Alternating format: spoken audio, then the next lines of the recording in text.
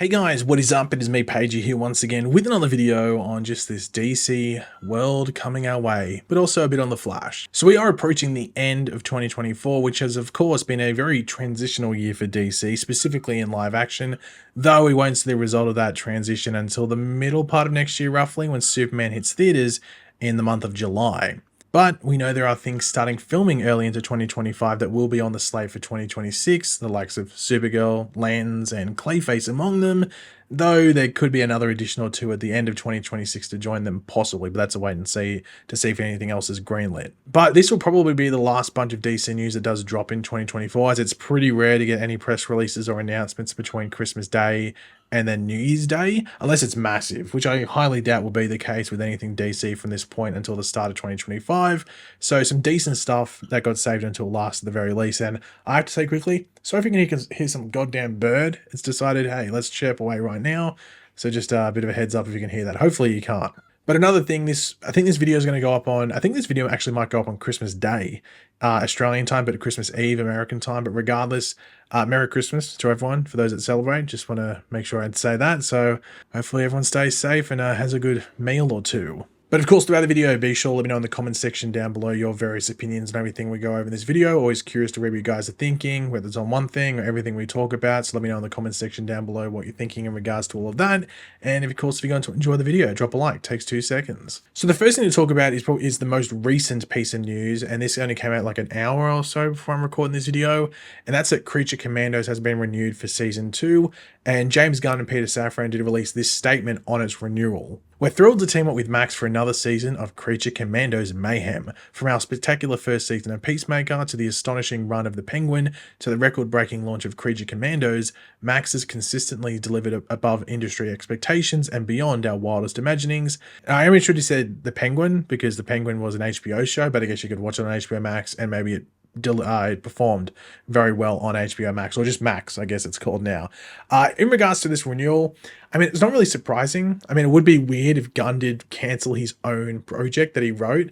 He was always going to renew this if there was a potential for a season 2, if he had an idea for season 2, and it lines up with Gunn's, like, I don't want to say philosophy because it seems like such a broad word to use, but I guess like ideology when it comes to his DC universe and the projects within it, whether it's film, whether it's TV, or even like animation amongst that TV or film. And that if there's a good story there, if there's scripts there, which of course he would be the one writing them anyway, he's going to green light it. So I'd assume the fact that this was announced for renewal means that he has either scripts or a very well detailed plan for what to do, and maybe script writing starts now, or maybe the scripts are already done. We know that he wrote season 1 of Creature Commandos before he even had the job of co-CEO of DC Studios. So this would have been done end of 2020 or before the end of 2022 that he finished writing Creature Commandos, based off what he said previously. So maybe that means he's got the script done, or at least he just has a really good idea of what he wants season 2 to be. Now, there is people going on about bias towards this show because it is Gunn. It's like he created, and of course he can do what he wants.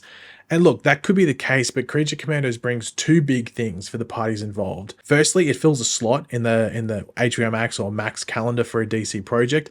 Probably it's going to come out next year around the same time that this first season came out, so at least towards the end of it, roughly. We know Peacemaker season 2 comes out shortly after Superman next year, so that end of the year slot will be vacant, and there isn't really a lot of HBO Max shows being announced, whether it's DC specifically or just in general. And the second big point, it does give Warner Brothers animation work, specifically with DC related stuff. Obviously, there aren't any new DC animated or new animated DC projects being announced due to this reboot. Of course, we had that Tomorrowverse, and that was giving like a very consistent flow or stream of projects for Warner Brothers Animation to work on, but that's done. So there's none of that happening anymore. So I think Creature Commandos being there, obviously there's still Harley Quinn going on, but we don't know if that's going to get another season after the current one that's about to air. And there's no other animated stuff being announced, though it's rumored that The Authority might be animated, so that could fall into that, but that's a wait and see. And sure, they aren't flaunting numbers for the show in regards to viewership, which goes against the grain for when a show is usually going well. They'll usually say, here's how many people are watching it. But the show is decent enough to not really complain about it continuing. It's not like, oh, well, this needs to have had at least a large viewership to warrant it going on. The show's decent enough where you can't really complain for a season 2. And I don't think I've really seen anyone flat out saying the show is trash, except for the usual suspects that would just call anything DC trash that isn't a certain other thing. Now, my hope for season 2 is that the episodes are a bit longer. It's hard to really fully enjoy any of the episodes that have come out so far, as they just end before anything really interesting happens, but that's just me at least. But I'm intrigued to see how season 1 ends at least, and just where season 2 goes. Now, the next thing to go over is about the Flash in the DCU. There's been a lot of speculation about certain characters that haven't been either announced as getting movies or even just like overly referenced as being something within James Gunn's DCU. Now, people bring up Wonder Woman, which is sort of brought up in what we're going to go over in a second, but the Flash is like the main one, I think, out of the unannounced things that people sort of point to. So on Threads, I think it is, this guy asks, is Clayface officially the third DCU film to James Gunn? Why didn't you choose to do a more prominent character first, like Flash or Wonder Woman? With James Gunn replying, because of the number one rule here at DC, no movie will be greenlit before the script is ready, and at Flanagan Film, aka Mike Flanagan's script was ready, and as for the Flash, we're holding a beat on development. Now, holding a beat, a lot of people think this means that there's been like no development, like the zero development. But that would mean that he would just say like we're holding off development, as if like they're not even going to touch it. Holding a beat to me essentially means you started, but now you're paused. You're holding the beat. You're just letting it rest for now. Now, you might be wondering, okay, well, if he already started and they're halting it, why is that the case? Well, we need to touch upon that Rogues project that was rumored in the middle of last year, around the time of a certain project coming out that didn't do too well in the box office, that might impact certain Flash things going forward. That, of course, being the Flash movie starring Ezra Miller. Of course, unfortunately, that movie didn't perform well in the box office, where Warner Brothers and DC and even James Gunn would have been hoping it would have. And for James Gunn's side, I might be wondering, okay, why would he have wanted to do too well? Because, it's not his film. Well, it was sort of setting up the reboot. The timeline gets, sort of rebooted in that movie, but not a lot of people saw it. So it's sort of hard to do his DCU reboot when I think they were going to use that as the reason as to why this reboot was happening, but no one saw it, unfortunately. But that would have been where development on The Flash would have started, around that time. But it's hard not to address that the performance of The Flash at the box office would have been the main reason for holding a beat on development of anything involving The Flash going forward. Though, I think that Rogues thing is probably a good way as like an entry point to the character, regardless of whether it's Barry Allen or Wally West that they use. I think a Rogues thing and having the Flash is almost like an antagonist in that series, whether it's the Flash hunting the Rogues down one by one to take them out of a certain, mission that they're doing or heist they're doing or whatever it is, or just that the Flash's presence is there and that they're scared of him. Maybe the Flash shows up right at the end or something along those lines. But it'll be an interesting thing to see what happens here. I don't know if we'll get any word on it anytime soon, just because it depends if there's a project that would warrant the Flash being brought up and then not being brought up. It's a wait and see, but it's definitely, like, as I've said before in previous videos, the Flash to me is the fourth biggest hero. Wonder Woman we know is going to be, slightly set up, or if not just brought into the show of Paradise Lost in some way. But with the Flash, where's that happening? But as I said before, I feel like the Flash, Aquaman, Wonder Woman to a degree, and like a character like Shazam, they're going to be held off for a bit just because their movies were so close to the end of the DCEU. And I think Gunn wants to either use characters that haven't been used at all or in a while in live action, or just ones that haven't been used in like 7 to 8 years in a main way, such as Superman, for example. And the last thing to go over is some stuff on Teen Titans. So the Teen Titans movie is reportedly going with the lineup from the animated, or both animated series, I guess, of Teen Titans and Teen Titans Go. This was first reported by Apocalyptic Horseman of Nexus Point News, and then it was followed up in the past couple of days by Daniel RPK as well. Now, to be honest, this isn't too surprising, as I felt Gunn might play off the nostalgia factor from the early 2000s show, and as I said before, also Teen Titans Go.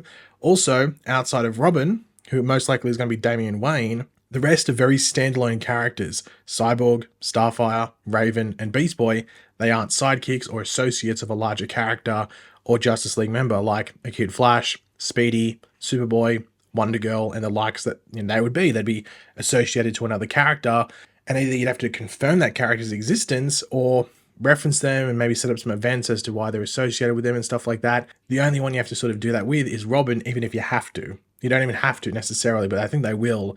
But all those other ones, Cyborg, Starfire, Raven, and Beast Boy, stand alone. They're not a sidekick. And as I said, I assume that Robin will be Damian Wayne just in order to connect it to Brave and the Bold. Just seems like it'd be the most likely thing to happen. I guess the big thing is, what's the chicken and what's the egg? Which came first? Is it going to be Teen Titans? Is it going to be Brave and the Bold? What sets up what? You'd think Brave and the Bold comes first, but they might put a twist in it, and maybe it's Teen Titans that sets up Brave and the Bold.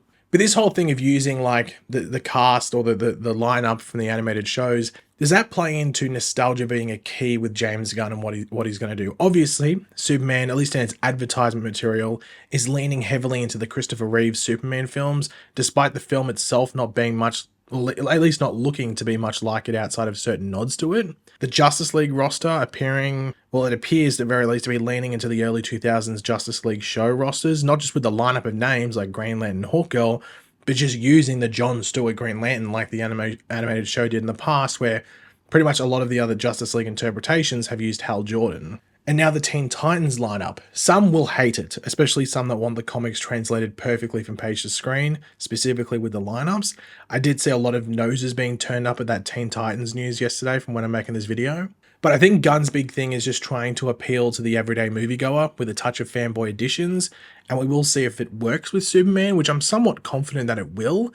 But if that works, you would think that it will add a bit of confidence that doing this with a potential Justice League roster and what we are hearing about, hearing here specifically about Teen Titans could be the right move. More for Teen Titans and Justice League, I think, as we don't know if there will be a Justice League film anytime soon, though you would have to think to, at least you have to think it's in the plans in some way. But of course, this is a wait and see. Teen Titans hasn't been greenlit. We just know it's being written by the Anna Nagira, I think her name is, who wrote Supergirl. And you'd hope that that maybe is close to being done, where they might greenlight it. But they might wait until as I said, they could wait until Comic-Con of next year to announce a bunch of things. They don't necessarily have to announce stuff too soon, just because we know Supergirl's about to start filming, Lantern's about to start filming, Clayface is about to start filming. So they have some breathing room there. But then again, maybe they might announce it sooner rather than later so they can get, rolling with casting and stuff like that. But yeah, guys, thanks for watching. Hopefully you enjoyed the video. If you did, it'd be awesome if you could drop a like and show support. Let me know in the comment section down below your various opinions and everything we went in this video. Always curious to read what you guys are thinking. And yeah, if you're new to the channel, make sure to subscribe, and I'll catch you guys later. Goodbye.